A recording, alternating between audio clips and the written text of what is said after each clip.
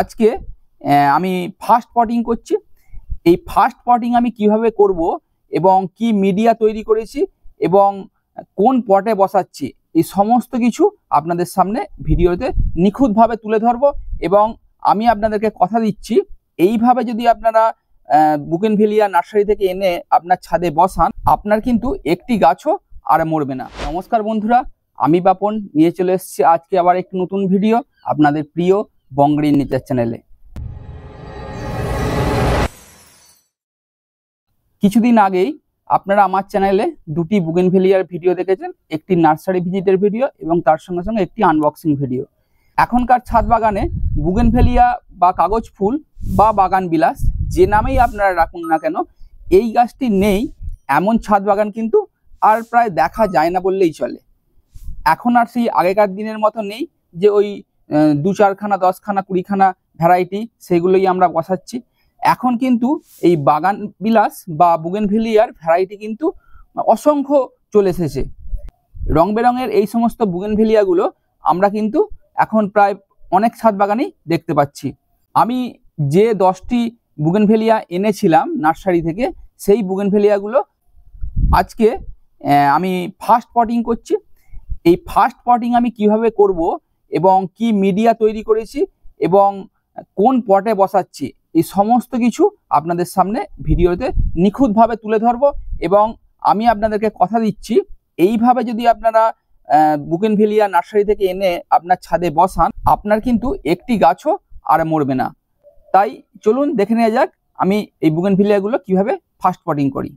প্রথমেই বলি, আমরা এখন যে সমস্ত বুগেনভেলিয়াগুলো নার্সারি থেকে কিনে আনছি বিভিন্ন রং বেরঙের এবং বিভিন্ন থাই ভ্যারাইটির, সেগুলো আগেকার মতো যে ভ্যারাইটিগুলো পাওয়া যেত সেগুলি যেমন আমরা এনে যে কোনো মাটিতেই বসিয়ে দিতে পারতাম, কোনো কিছু প্রবলেম হতো না। কিন্তু এখন আপনার মিডিয়া যদি ঠিকঠাক না থাকে, মানে ওয়েল ড্রেনেজ মিডিয়া যদি আপনি তৈরি করতে না পারেন, তাহলে কিন্তু অচিরেই সেই টবে জল জমে আপনার কিন্তু এই গাছগুলি নষ্ট হতে পারে। তা আজকে আমি যে মিডিয়াটি তৈরি করব সেটি হবে ওয়েল ড্রেনেজ এবং তার সঙ্গে সঙ্গে বিভিন্ন পুষ্টিমৌল সেখানে কিভাবে প্রদান করছি সেগুলো আপনারা দেখবেন। এবং প্রথমেই বলে রাখি, প্রথম যে মিডিয়াটি আমি তৈরি করব সেটি কিন্তু খুব একটা বেশি কিছু মেশাচ্ছি না। তা এখানে আমরা প্রথমেই দেখব গাছটির রুট কিভাবে ভালোভাবে ডেভেলপমেন্ট হয়। আমরা প্রথমে কি নেব, প্রথমেই আমরা 3 টব গার্ডেন সয়েল নিয়েছি। এরপরে আমরা 2 টব ভার্মি কম্পোস্ট নিয়েছি। এখানে আপনারা গোবর সার বা পাতা পচা সারও ব্যবহার করতে পারেন। আমি 3 টব মাটির সঙ্গে 2 টব ভার্মি কম্পোস্ট মিশিয়েছি। এর সঙ্গে আমরা আরও 2 টব সিন্ডার বা মোটা দানার বালি এটা আমরা মেশাবো। সেই 2 টব আপনি 1 টব সিন্ডার 1 টব বালি মেশাতে পারেন, বা 2 টবই আপনি বালি মেশাতে পারেন সিন্ডার যদি জোগাড় করতে না পারেন, আবার 2 টবই আপনি সিন্ডার মেশাতে পারেন। এতে কি হবে, আপনার মিডিয়া কিন্তু একটু ফাঁপা থাকবে এবং যে জলটি আপনি দেবেন কি ম্যাক্সিমাম জলটাই দেখবেন ভালোভাবে ড্রেন হয়ে যাচ্ছে। তাই কোনো জল আপনার টবেতে জমবে না এবং আপনার গাছটি থাকবে একদম সুস্থ এবং সতেজ। এবারে বলি আমি এর সঙ্গে আর কি কি মিশিয়েছি। এখন যেহেতু আমি গাছটিকে ফার্স্ট পটিং করব, সেজন্য আমি প্রথমে তার রুট কিভাবে ডেভেলপমেন্ট হয় সেই দিকটা আমি খেয়াল রেখেছি। এখানে আমি নিয়েছি বোন ডাস্ট, আপনারা দেখতেই পাচ্ছেন বোন ডাস্ট। আমরা এখানে প্রত্যেক 6 ইঞ্চি টব পিছু 10 গ্রাম করে বোন ডাস্ট নিয়েছি। এটা হাড়টাকে স্টিম করে তাকে ডাস্ট করে এটা পাওয়া যায়, এটি আমি 10 গ্রাম নিয়েছি। যেহেতু গাছটি আমি ফার্স্ট পটিং করছি সেই জন্য আমি হাড়ের যে দানাটা, হাড় গুঁড়োর যে দানাটা সেটি ব্যবহার করছি না। আমি এই মিডিয়াটি কিন্তু এখনই তৈরি করে এখনই আমি বসিয়ে দিতে পারবো। কিন্তু যদি আপনারা হাড় গুঁড়ো, ওই দানাযুক্ত হাড় গুঁড়ো বা সিং চাচা মিশিয়ে বা সমস্ত কিছু মিশিয়ে আপনি ডিকম্পোস্ট করে গাছ বসাতে চান, তাহলে কিন্তু মাটিগুলো মিশিয়ে আপনাকে কমসে কম 3 সপ্তাহ আপনাকে ডিকম্পোস্ট করার সুযোগ দিতে হবে, তারপরে আপনি গাছ বসাতে পারেন। তা যেহেতু আমি এক্ষুনি সঙ্গে সঙ্গেই গাছগুলি বসাচ্ছি, তাই আমি এখানে হাড় গুঁড়োর দানার বদলে আমি এখানে স্টিম বোন ডাস্ট ব্যবহার করছি। এরপরে আমি একটি মাইক্রোরাইজাল বায়ো ফার্টিলাইজার ইউজ করেছি, যেটিও কিন্তু গাছের রুট ডেভেলপমেন্টে খুব ভালো সাহায্য করে। এখানে আমি টাটার র্যালি গোল্ডের দানা ইউজ করেছি, এটি কিন্তু গাছের রুট ডেভেলপমেন্টে খুব ভালো কাজ করে। এরপরে আমি এখানে একটি বায়ো ফার্টিলাইজার ইউজ করেছি, যেটি হচ্ছে সিউইড এক্সট্রাক্টের গ্র্যানিউলস। এখানে আমি বায়োভিটা এক্স এর গ্র্যানিউলস ইউজ করেছি। এখান থেকে গাছ কিন্তু অনেক পুষ্টিমৌল সংগ্রহ করতে পারবে। আর সর্বোপরি আমি এখানে ফিরোডন দানা আমি এখানে প্রত্যেক টপ পিছু 5 গ্রাম ইউজ করেছি। এর আগে বলে রাখি, এই আমি সিউইড এক্সট্রাক্টের গ্র্যানিউলস এবং তার সঙ্গে সঙ্গে মাইক্রোজাল বায়ো ফার্টিলাইজার এই দুটিও প্রত্যেক 6 ইঞ্চি টপ পিছু 5 গ্রাম করে ব্যবহার করেছি। এখানে টবের মাটিতে যাতে পোকামাকড়ের আক্রমণ না ঘটে তার জন্য আমি ফিরোডন দানা টপ পিছু 5 গ্রাম করে ইউজ করেছি। চলুন এবার সব ইনগ্রেডিয়েন্ট গুলো আমার নেওয়া হয়ে গেছে, এবার আমি এগুলোকে মিশিয়ে দিই।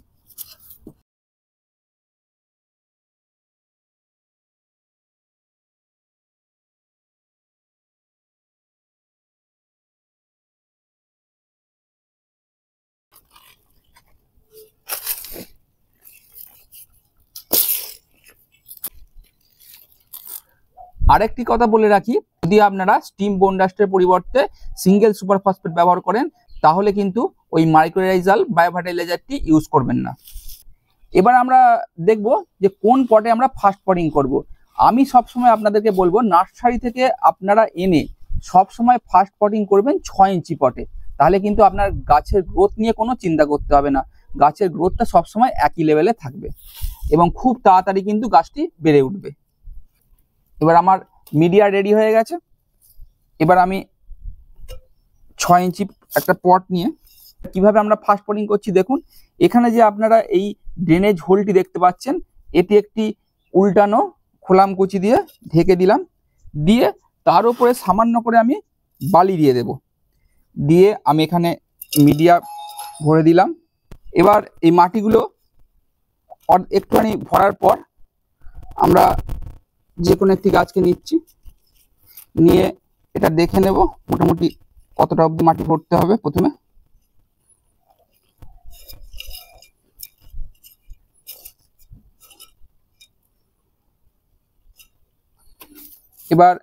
এবার এই পিপি প্যাকেটটি খুলে আমরা এখানে কিন্তু রুট বলটি নষ্ট করব না। পিপি প্যাকেটটি ভালোভাবে খুলে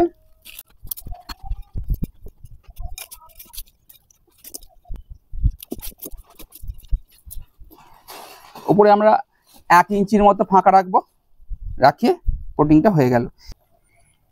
এবার এখানে যদি আপনারা পুরোপুরি জল দিয়ে এটাকে ভর্তিও করে দেন, আপনি দেখতে পাবেন যে নিচে দিয়ে বেশিরভাগ জলটি বেরিয়ে যাচ্ছে এবং যতটুকু এর মধ্যে নেয়ার ততটুকু এ নিয়ে নেবে।